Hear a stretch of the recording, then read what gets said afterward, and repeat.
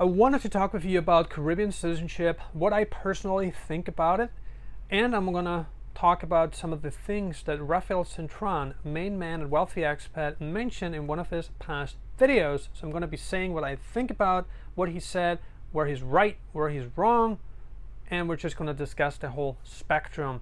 Let's talk about what CBI actually means. CBI stands for Citizenship by Investment. It's a program for obtaining citizenship in a foreign country that is now offered by many countries worldwide, specifically, particularly in the Caribbean. So we're talking St. Kitts, St. Lucia, Antigua, and a couple more, as well as in Europe as well. More countries have started to offer these services, these programs, and some have decided to shut them down for certain reasons. Yet we're seeing more and more countries are looking into this potential option to attract foreign investment and to hand passports to people that qualify through the CBI program requirements. So this is the definition. Now, what's going on here? Because Rafael says that certain countries, Western countries, they don't want their citizens to leave at all. And so because of that, they are now working very hard to restrict those CBI countries from issuing passports easily. There's a valid point here. And if you heard or if you watched some of my past videos, you're probably aware that I'm not a big fan of citizenship by investment programs, and I have my reasons. And I made the point, and that was a long time ago, you can watch these videos, where I said that I truly believe that citizenship is something that you should work for and earn. Okay, I made this statement a long time ago, and I also did warn people about the potentiality of Western countries banning visa-free access for people who hold this kind of passport, the CBI passport, especially in the Caribbean. So we actually talked about this already a long time ago. Now, a week ago, Rafael made a video, a couple days ago, something like that. He made a video about citizenship by investment countries are dying. And so we talked about it a long time ago. I've warned people, and my clients come to me too, and they're like, what's the easiest way to get citizenship? And I'm telling them, well, don't just look at the easiest way. Look at the most sustainable way. Look at longevity. Because if the only objective that you have is to get this passport so that you can have visa-free access to certain countries, then you need to understand that that's a privilege that can be taken away from you pretty easily. And it's a privilege, for sure is. And so the question is, what else does this country offer you that's attractive to you? What else is there? And so that's why I'm thinking that you should go to different countries, because yeah, you can get a CBI passport from a Caribbean nation and use that passport to get access to the EU, maybe even to, New Zealand, whatever, maybe Canada. But things are changing. Because of that, I believe that you want to look at longevity a lot more than you did before. And I've talked to people about this, and they're like, what's the whole attraction? Because I don't want to get access to some crazy countries like China, Russia, Iran. And so they're like, what else is there if I can't visit certain Western countries visa-free anymore? What's the whole attraction? Because with the current passport, you can get into most countries anyway. And so the answer is, well, they want to escape taxes. They want to surrender their current citizenship. Understandably so in some cases. But look at longevity. Look at the country where you can actually live there. Let's say worst case scenario, a lot of things go wrong in the world, nobody knows. Then you can at least go to the country, live there, and it's not going to be a tiny Caribbean island where you're going to get bored after day 3 because there's not much to do there. So look at a country that has a lot more potential, that has also more attraction, right? And that just offers more, right? More potential, more attraction, more to offer. That's what I want. But yeah, to say that, oh, look, Europe's going in the wrong way, Europe's restricting their citizen, or whoever, right? Western countries are restricting their citizens from going to these Caribbean countries or going anywhere because they don't want them to pick up another passport. It's just not true, because you can go to many places. So it's not like Europe, the EU, is against our citizens going to places where we can become a resident citizen. No, it's not about that. It's about the concept of citizenship by investment. Making citizenship purchasable is wrong.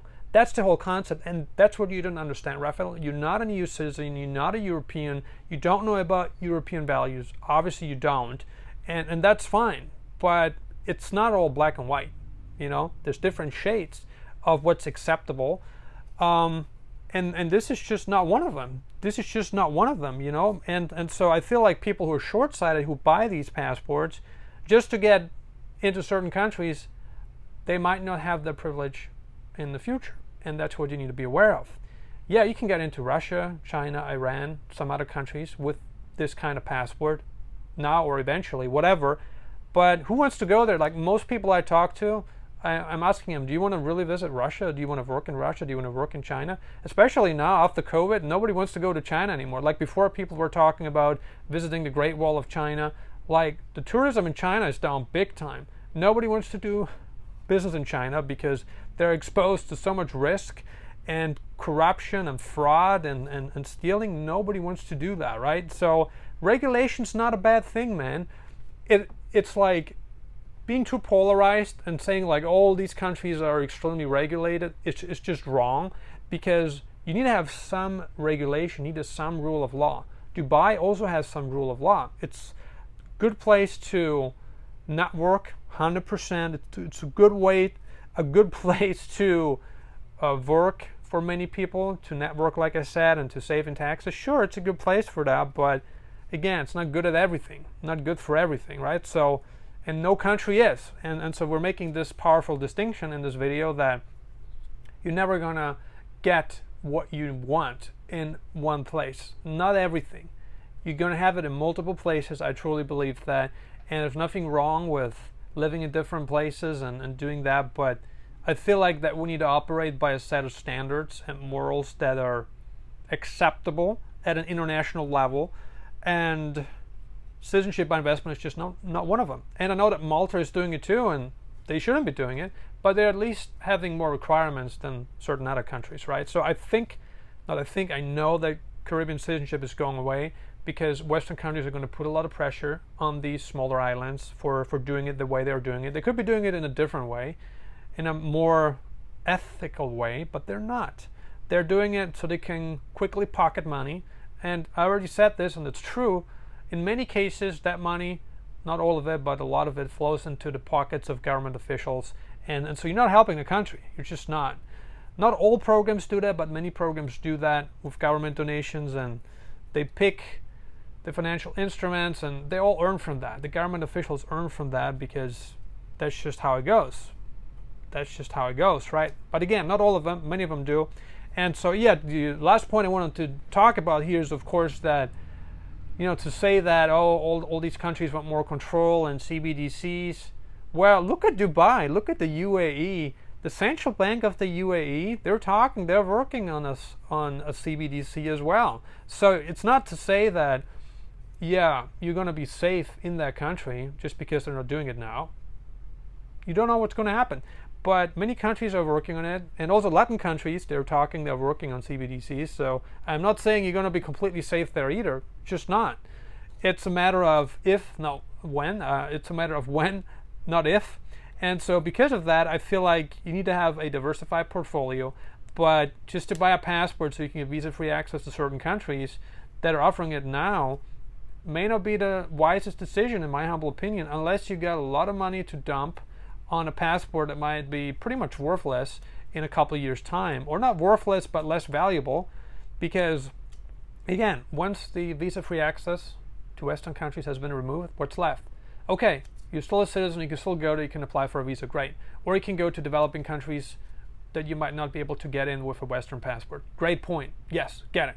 But most people I talk to, they don't want to go to some crazy-ass places where they have no freedom, because they just don't offer that.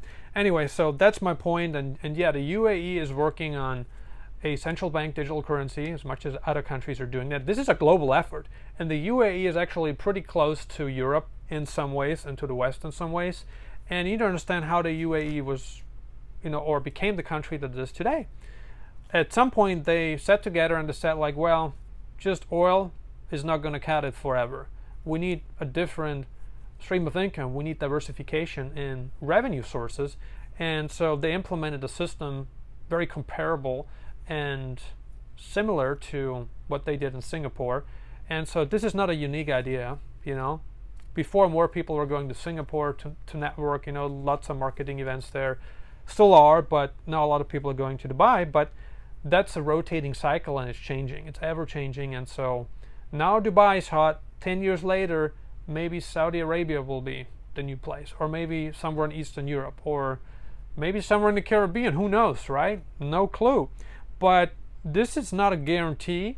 And just because something works today doesn't mean it will work 5 years later. So just be aware of that fact. And I also believe, like him, diversification is the key. More residence permits, citizenships, if you can get them. But look at the country as a whole. Don't just look at the right now. Look at longevity. And I feel like that's not being stressed enough by other YouTubers. But yeah, that's pretty much it for now. What are your thoughts? Where do you think CBI is going? Do you think more countries will offer it? Do you think fewer countries will offer it in the future?